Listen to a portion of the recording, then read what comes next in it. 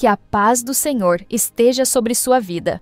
Hoje continuamos nosso estudo do livro do profeta Jeremias, chegando ao capítulo 34. Este capítulo traz uma mensagem direta e solene ao rei Zedequias, momentos antes da queda definitiva de Jerusalém.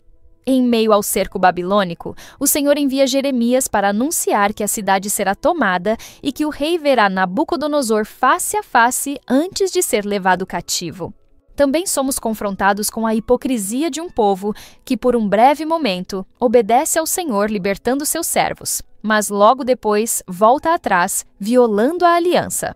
O capítulo nos lembra que Deus observa nossas decisões e exige fidelidade às promessas que fazemos diante dele. Agora, convido você a acompanhar comigo a leitura do capítulo 34 do livro do profeta Jeremias. A palavra que do Senhor veio a Jeremias quando Nabucodonosor, rei da Babilônia, e todo o seu exército, e todos os reinos da terra que estavam sob o domínio da sua mão, e todos os povos pelejavam contra Jerusalém e contra todas as suas cidades, dizendo: Assim diz o Senhor, Deus de Israel: Vai e fala a Zedequias, rei de Judá, e dize-lhe: Assim diz o Senhor: Eis que eu entrego esta cidade nas mãos do rei da Babilônia, o qual a queimará. E tu não escaparás das suas mãos. Antes, de certo, serás preso e serás entregue nas suas mãos. E teus olhos verão os olhos do rei da Babilônia, e ele te falará boca a boca, e entrarás na Babilônia. Todavia, ouve a palavra do Senhor, ó Zedequias, rei de Judá. Assim diz o Senhor a teu respeito: Não morrerás à espada. Em paz morrerás, e conforme as incinerações de teus pais, os reis precedentes que foram antes de ti, assim te queimarão a ti e prantear-te-ão, dizendo: Ah, Senhor, porque sou eu que digo a palavra, diz o Senhor.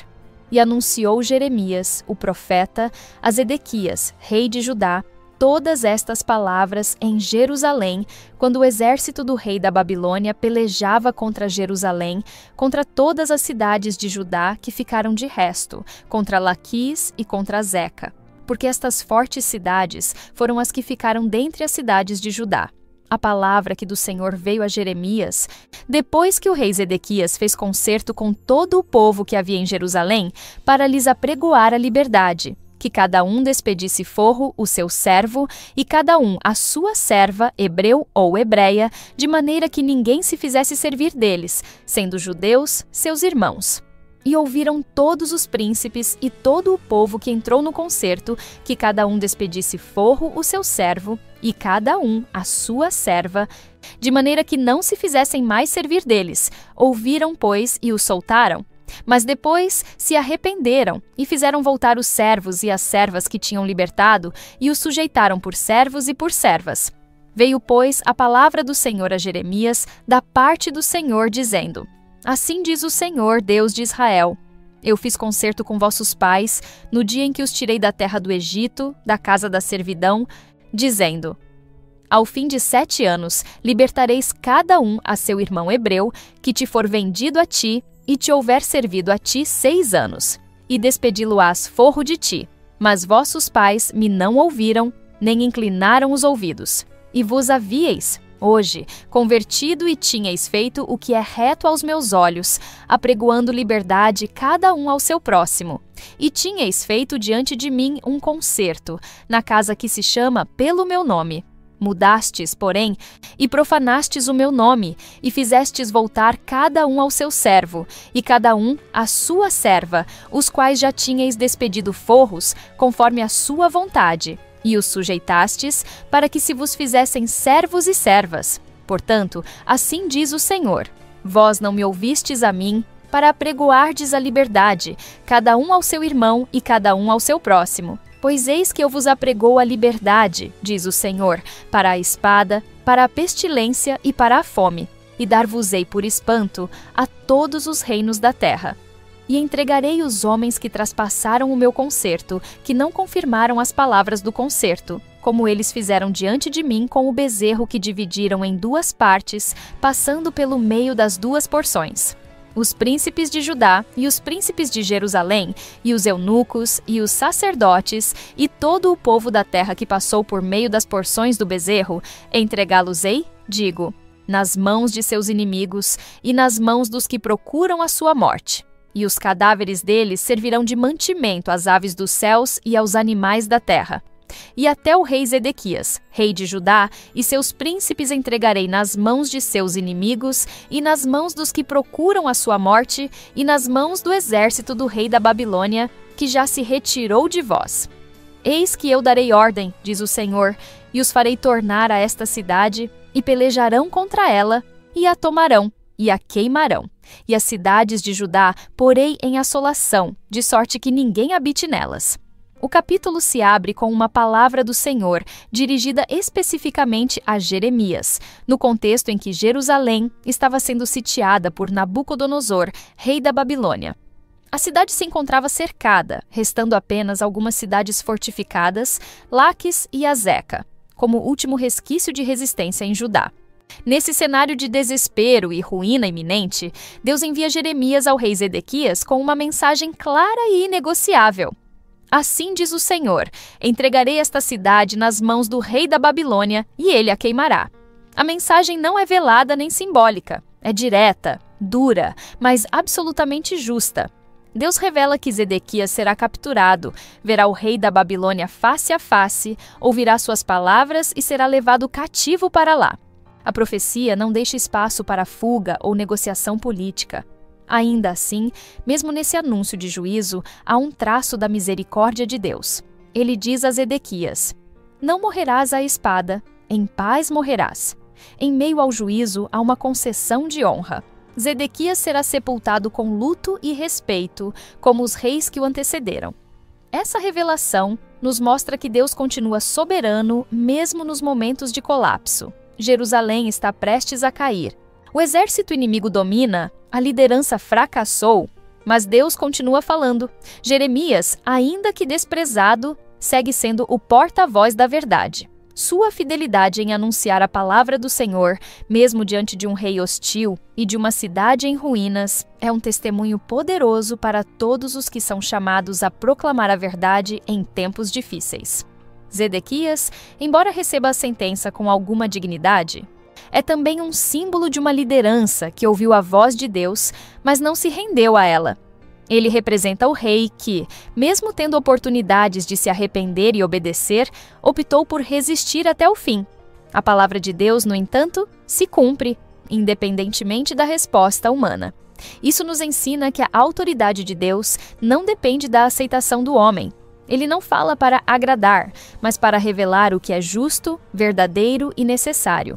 Essa abertura do capítulo nos confronta com a seriedade da revelação divina.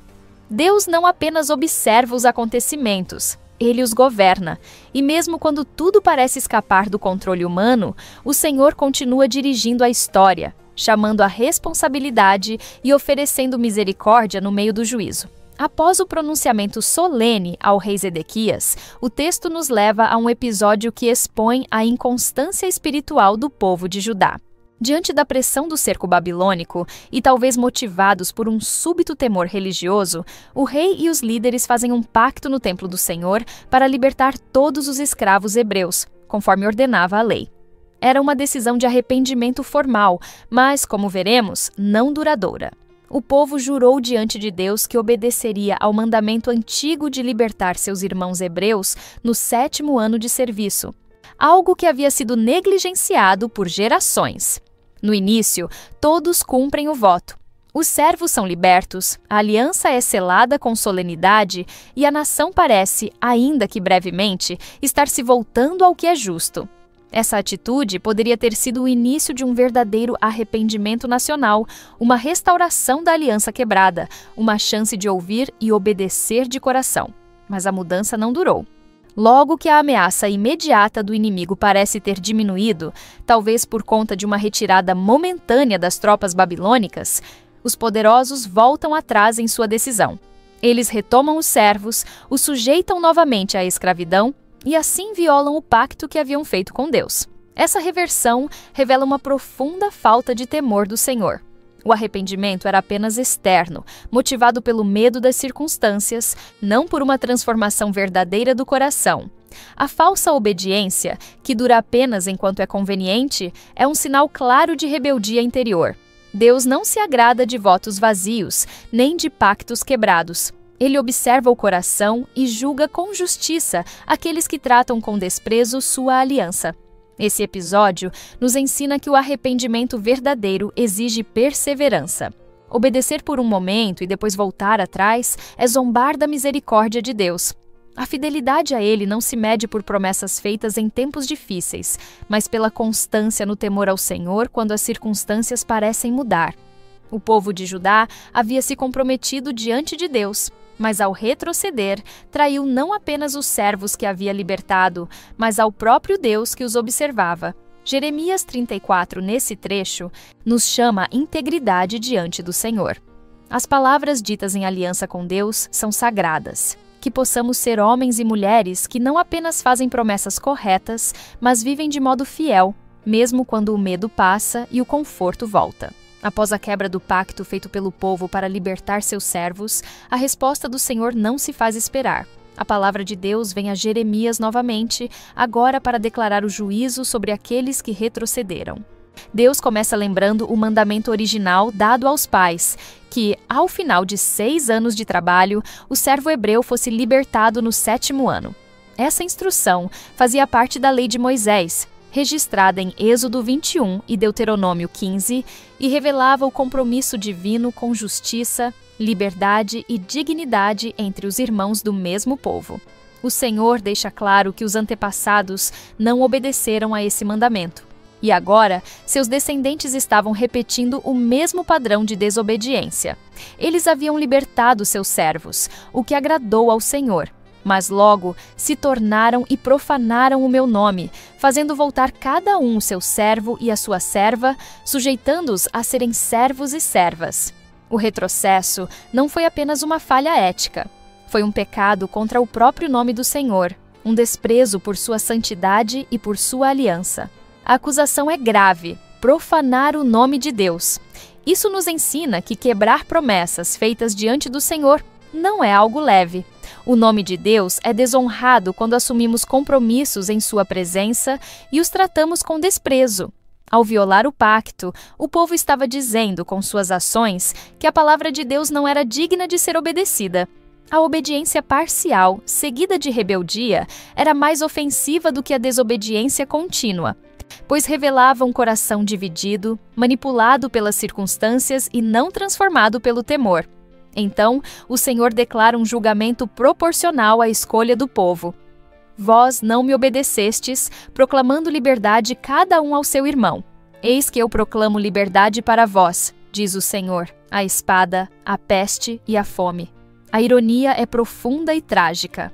Já que eles rejeitaram a liberdade que Deus ordenou, o Senhor agora lhes dará uma liberdade forçada para serem entregues aos horrores da guerra, da peste e da fome. Deus os entregaria à destruição que tentaram evitar com sua falsa devoção. Essa resposta divina é um alerta a todos nós. A fidelidade ao Senhor deve ser completa, e a aliança que fazemos com Ele exige consistência.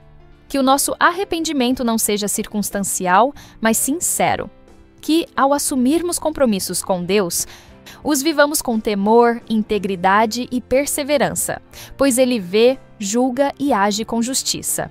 A profecia continua com uma exposição pública e direta da seriedade da aliança quebrada. O Senhor diz: entregarei os homens que transgrediram a minha aliança, que não cumpriram as palavras da aliança que fizeram perante mim, quando cortaram o bezerro em 2 partes e passaram por entre elas. Essa imagem faz referência a uma antiga prática de selar alianças. Os participantes sacrificavam um animal, cortavam-no ao meio e passavam entre suas partes como sinal de compromisso solene, como se dissessem: que aconteça comigo o que aconteceu com este animal se eu quebrar esta aliança. O povo de Judá havia repetido esse ritual em um gesto simbólico e religioso no templo. Eles passaram entre os pedaços do bezerro e selaram um pacto com Deus, prometendo libertar seus servos. Mas quando voltaram atrás, desprezaram não apenas o conteúdo do voto, mas a própria solenidade com que o firmaram. A quebra desse pacto sagrado acarreta agora um juízo proporcional. O Senhor declara que entregará esses homens nas mãos dos seus inimigos e nas mãos dos que procuram a sua morte. Mas A seriedade da transgressão é medida pela santidade da aliança. Mais uma vez, Deus mostra que vê não apenas os atos públicos, mas a intenção do coração. Eles realizaram um rito sagrado diante do altar, mas voltaram a agir com dureza e egoísmo, buscando seus próprios interesses. A aparência de arrependimento revelou-se apenas conveniência momentânea. Deus, então, profere uma sentença com base na imagem que eles mesmos criaram. Assim como passaram entre os pedaços do animal, serão expostos à morte e desonra, e seus corpos servirão de pasto às aves dos céus e aos animais da terra. O juízo se estende aos líderes. Também entregarei Zedequias, rei de Judá, e os seus príncipes nas mãos dos seus inimigos. Mesmo que tivessem feito tratados e alianças políticas, nenhum esforço humano os salvaria. Eles seriam entregues à Babilônia, não por força militar, mas porque o próprio Deus havia decretado, e a cidade que haviam tentado proteger com pactos frágeis seria consumida pelo fogo. Essa parte do capítulo nos ensina que os pactos feitos diante de Deus são sagrados e que nenhuma aparência de religiosidade substitui a obediência genuína. O Senhor não se deixa enganar por cerimônias sem coração. Ele requer verdade no íntimo, fidelidade nas atitudes e reverência diante de sua santidade. Quando tratamos com desprezo o que foi firmado diante do Senhor, não zombamos apenas de mandamentos, afrontamos o próprio Deus da aliança. A conclusão do capítulo 34 sela de forma solene o contraste entre a misericórdia de Deus e a infidelidade persistente do povo de Judá. Depois de reafirmar que Zedequias e seus líderes seriam entregues nas mãos do rei da Babilônia, o Senhor declara: Eis que mandarei, diz o Senhor, e os farei tornar a esta cidade, e pelejarão contra ela, e tomá-la-ão, e a queimarão. A Babilônia, que parecia ter se afastado por um momento, voltaria por ordem do próprio Deus para concluir o juízo. A cidade que recusou ouvir a voz do Senhor seria completamente consumida. Esse encerramento é um testemunho da seriedade do pecado quando aliado à hipocrisia religiosa. Judá não caiu apenas porque seus exércitos eram fracos ou porque Babilônia era poderosa. Caiu porque rompeu a aliança com Deus e zombou da santidade de suas instruções. Quando o povo voltou atrás em sua promessa de libertar os servos, mostrou que seu arrependimento não era fruto de transformação interior, mas apenas de medo temporário. E Deus, que é justo, responde a isso com juízo proporcional. Contudo, ao encerrarmos esse capítulo, não podemos deixar de perceber a paciência de Deus ao longo de todo o processo. Antes de permitir que Jerusalém fosse destruída, o Senhor falou repetidas vezes, levantou profetas, ofereceu oportunidades de arrependimento e até preservou um mínimo de dignidade para Zedequias. Isso nos mostra que o coração de Deus não se alegra com a queda, mas deseja restauração. Porém, quando o povo insiste em endurecer-se, desprezar os pactos e desonrar o nome do Senhor, o juízo vem não como um ato de ira precipitada, mas como justiça executada com fidelidade. O exemplo de Judá serve como alerta para todos nós. Deus vê além das palavras e além dos gestos religiosos. Ele vê a fidelidade no cotidiano, a constância no temor, a verdade no trato com os outros, especialmente com os mais vulneráveis, como eram os servos hebreus naquele contexto. Tratar com desprezo aqueles a quem Deus manda libertar é rebelar-se contra o próprio caráter do Senhor. Jeremias 34 nos lembra que a aliança com Deus não é uma formalidade, mas uma entrega de vida, e que romper esse compromisso é romper com a fonte de justiça, paz e bênção. Que sejamos daqueles que permanecem fiéis ao que prometem, que honram a Deus em palavra e atitude, e que caminham com temor diante daquele que não esquece suas promessas, nem as nossas. Agora, convido você para uma breve oração.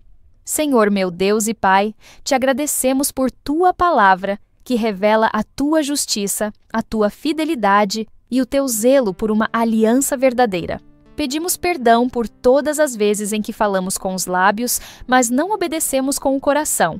Ensina-nos a viver com integridade, a cumprir os votos que fazemos diante de ti e a tratar com seriedade tudo o que diz respeito ao teu nome. Que sejamos homens e mulheres que honram os compromissos assumidos em aliança contigo e que vivam cada dia como testemunhas da tua verdade. Em nome de Jesus Cristo, nosso Senhor e Salvador, oramos e agradecemos. Amém. Agradecemos pela sua presença aqui neste canal de estudo, onde vimos o capítulo 34 de Jeremias. Prepare-se para nosso próximo estudo, que será o capítulo 35. Se esta mensagem tocou o seu coração, compartilhe-a com aqueles que precisam ouvir sobre o zelo, a fidelidade e a justiça de Deus. Cada compartilhamento é como uma semente lançada em solo fértil e o Senhor, em sua infinita graça, honra aqueles que espalham a verdade da sua palavra com sinceridade e temor. Junte-se a nós nesta missão de edificar vidas por meio das Escrituras. Compartilhe este estudo com amigos, familiares e em suas redes sociais. Que muitos conheçam o Deus da Aliança e se voltem a Ele de coração. Que o Senhor abençoe ricamente sua vida, fortaleça sua fé e te conduza em retidão por todos os seus caminhos. Amém.